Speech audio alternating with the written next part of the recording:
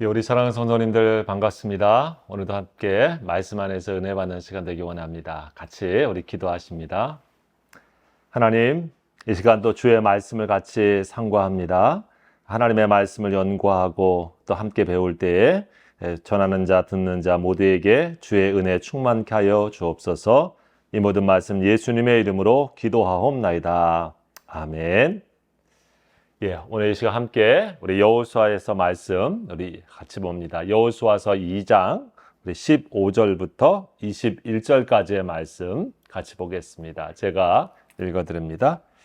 라합이 그들을 창문에서 줄로 달아내리니 그의 집이 성벽 위에 있으므로 그가 성벽 위에 거주하였습니다.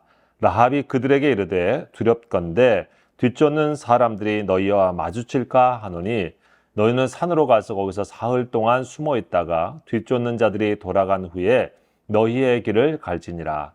그 사람들이 그에게 이르되 네가 우리에게 서약하게 한 이 맹세에 대하여 우리가 허물이 없게 하리니 우리가 이 땅에 들어올 때에 우리를 달아내린 창문에 이 붉은 줄을 매고 내 부모와 형제와 내 아버지의 가족을 다 내 집에 모으라.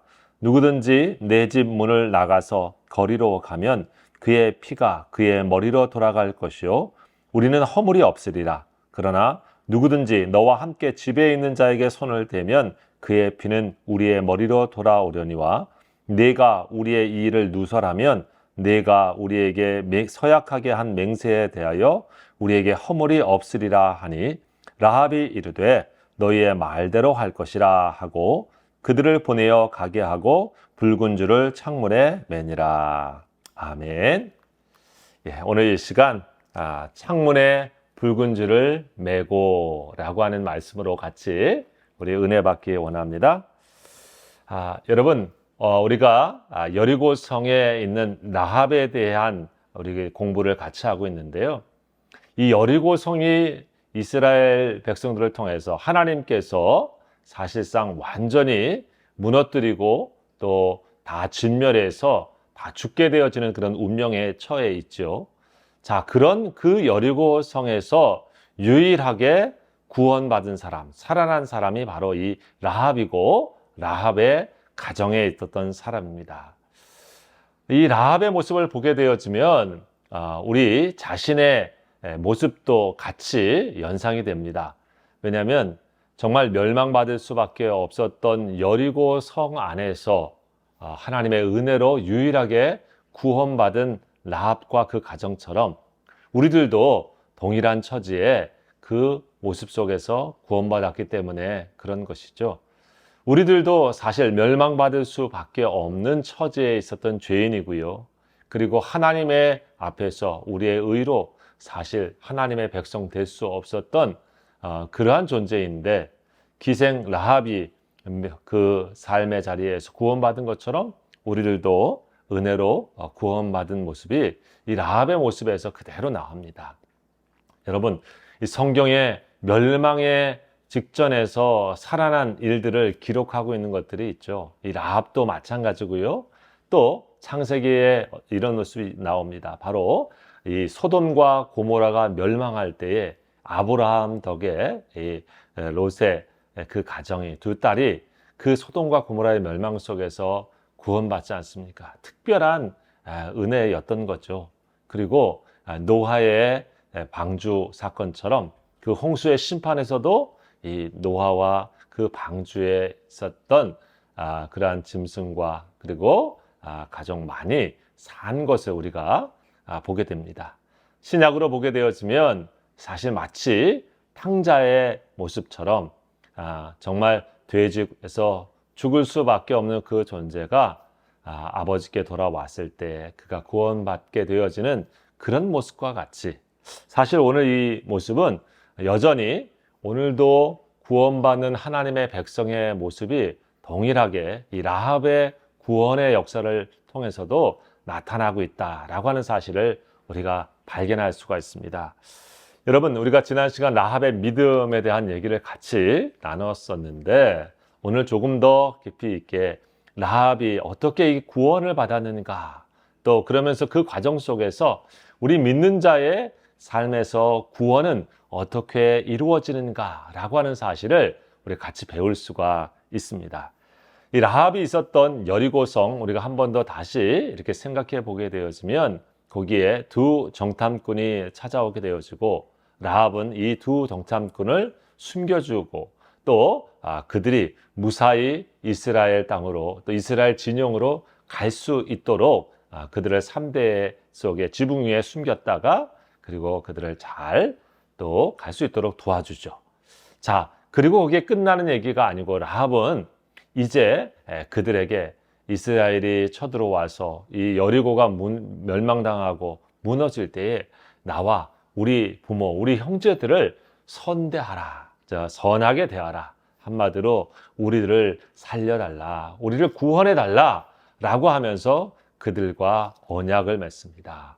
자, 그리고 그 두 정탐꾼들은 그 일을 기억하고 꼭 이 라합의 가정을 살리겠다고 하는 말씀을 우리가 성경을 통해 볼 수가 있죠. 자, 그런데 오늘 거기에서 중요한 말씀이 나오는데 뭐냐면 바로 이 라합의 가정에 그들이 높은 그 성벽에서 창문을 통해서 내려오게 되어지는데 거기에 붉은 줄을 매라라고 하는 말씀을 하고 있습니다. 밧줄과 같은 것을 타고 내려오게 되어지는데 거기 창문에 붉은 줄을 매라라고 하는 얘기입니다. 여러분, 이 표시가 있게 되어지고 또 이 표시를 보게 되어지면 이스라엘이 이 여리고 성을 점령할 때에 이 라합의 가정만은 살게 될 것이라고 하는 얘기를 해주고 있는 것이죠. 오늘 그래서 이 붉은 줄의 의미를 우리가 다시 한번 생각해 보게 되어집니다. 이 작은 표시를 창문에 하는 것과 하지 않는 것과의 차이는 바로 멸망의 자리 속에서 이 구원을 받는가, 사느냐, 죽느냐의 문제가 결정되는 중요한 표시였던 것이었죠.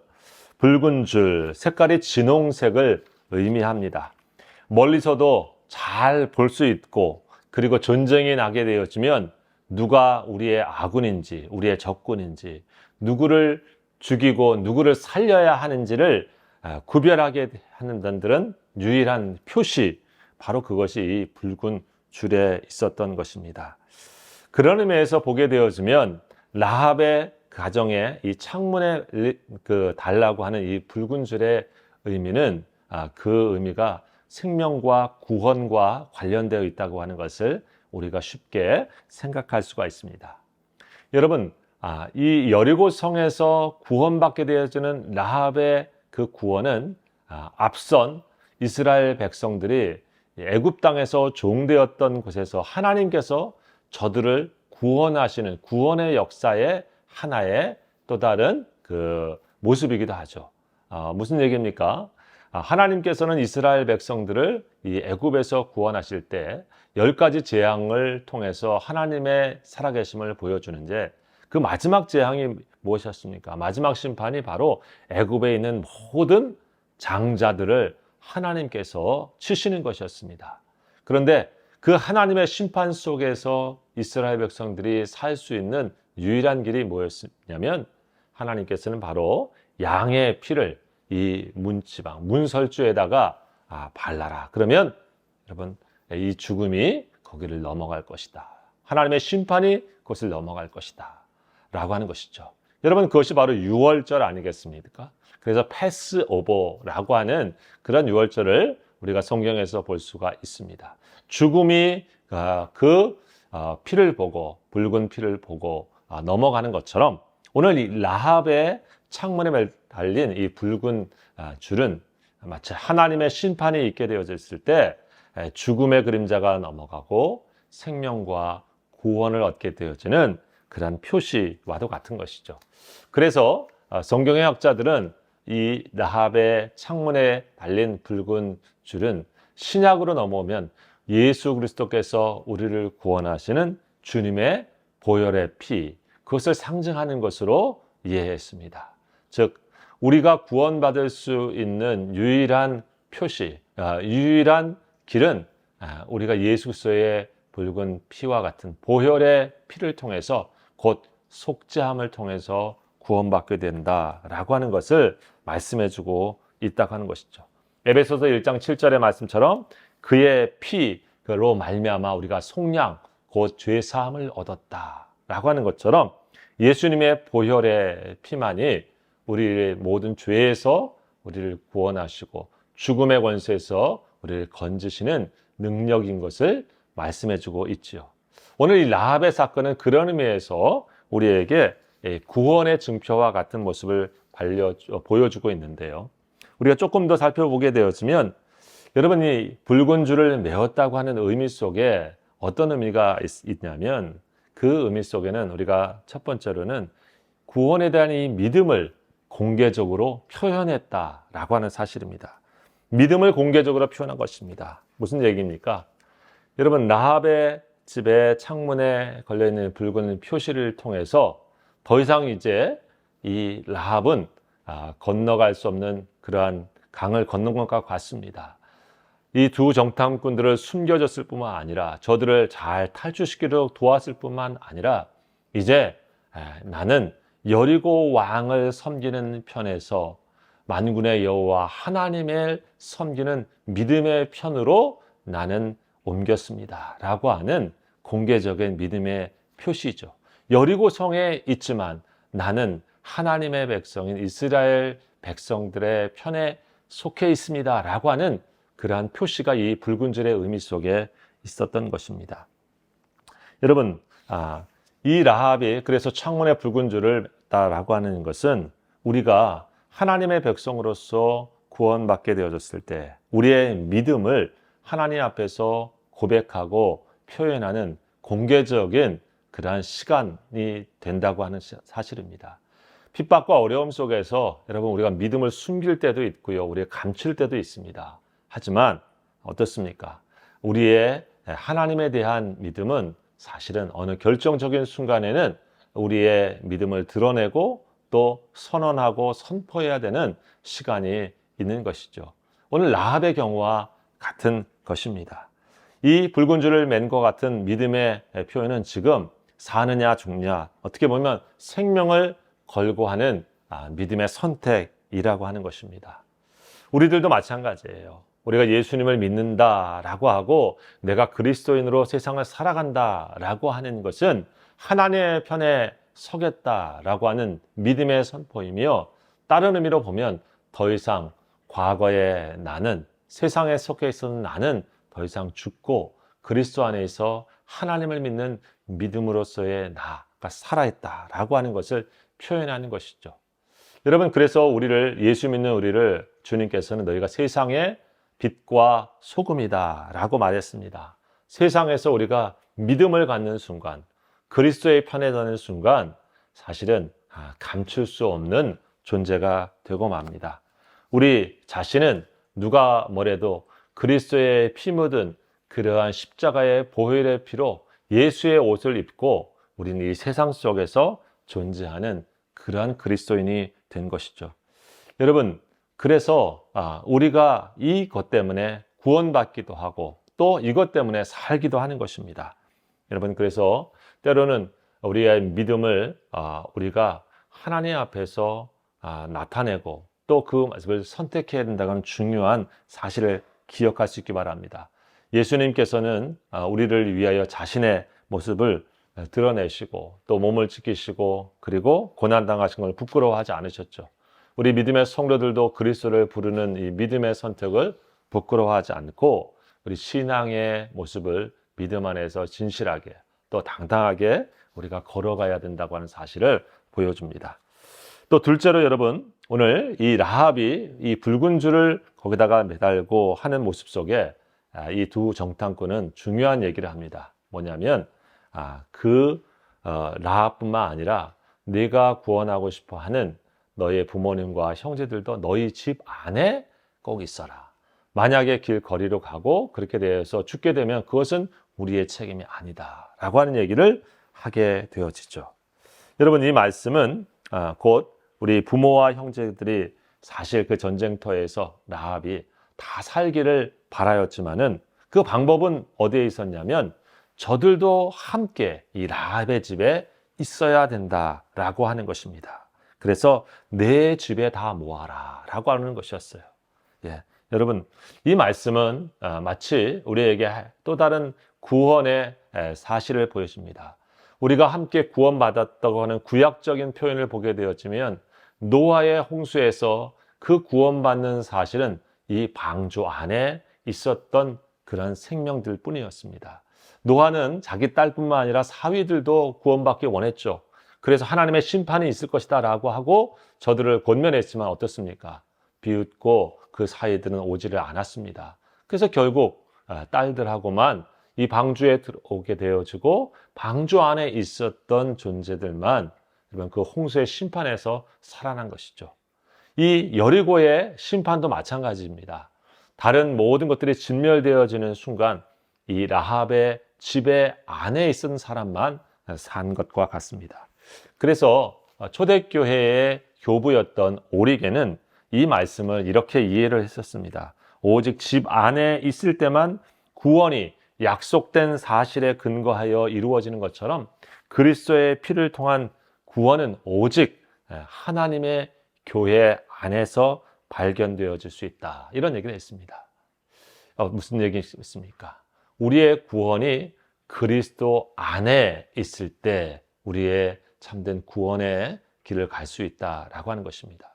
내가 믿음을 공개적으로 표현하는 것에서 끝나지 않고 무슨 얘기입니까? 한 걸음 더 나아가서 우리와 함께 구원에 이르는 길은 예수 안에, 그리고 예수님의 몸인 교회 안에 우리가 함께 머물고 거할 때 여러분 우리가 하나님의 심판에서 건진받아진다라고 하는 얘기입니다. 여러분 그런 의미에서 보면 요즘 교회만 다니는 것을 갖다는 구원받은 것이라고 볼 수 있습니까? 이런 질문을 쉽게 할 수 있죠. 예, 맞습니다. 우리 보이는 교회 안에는 정말 믿음을 가진 사람이 있는 것 같기도 하고 또 그렇지 않은 사람이 있는 것 같기도 하고 그렇습니다. 그래서 신학자들은 사실 보이는 교회 그리고 보이지 않는 참 교회 이런 교회가 있다 이런 말씀으로 이해하기도 했는데요. 사실 오리겐이라고 하는 신학자가 이런 얘기를 했었던 그 초대 교회를 생각해 보게 되어지면 어떻습니까? 교회의 이론이 되었다라고 하는 것은 우리가 요즘 생각하는 것처럼 뭐 믿는 자도 있고 믿지 않는 자도 있고 믿는 건지 아닌 건지 이런 사람이 같이 섞여 있는 그런 것을 말할 정도의 수준이 아니었죠.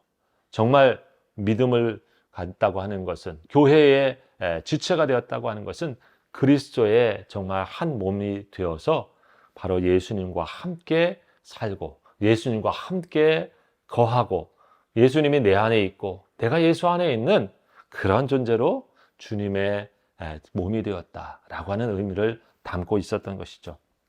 여러분 그런 의미에서 라합의 가정에 있었던 가족이 구원받은 것처럼 우리 믿음의 공동체도 그만큼 귀중한 의미가 있는 것입니다.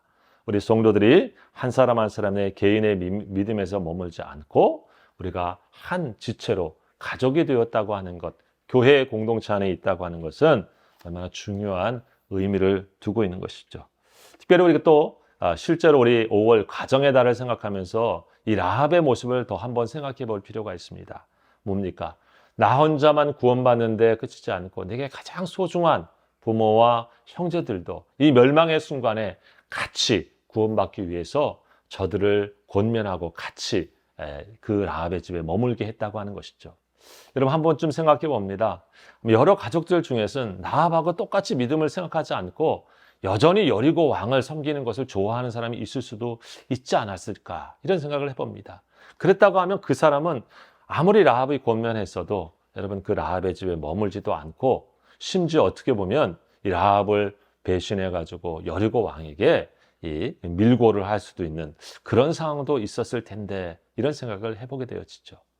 여러분 그럼에도 그런 이 가족들이 같이 이 믿음의 자리에 있는 것이 축복입니다. 예, 믿음은 그런 의미에서 우리 개개인이 정말 잘 선택하고 그 믿음의 책임을 지게 만드는 중요한 요소가 담겨져 있습니다.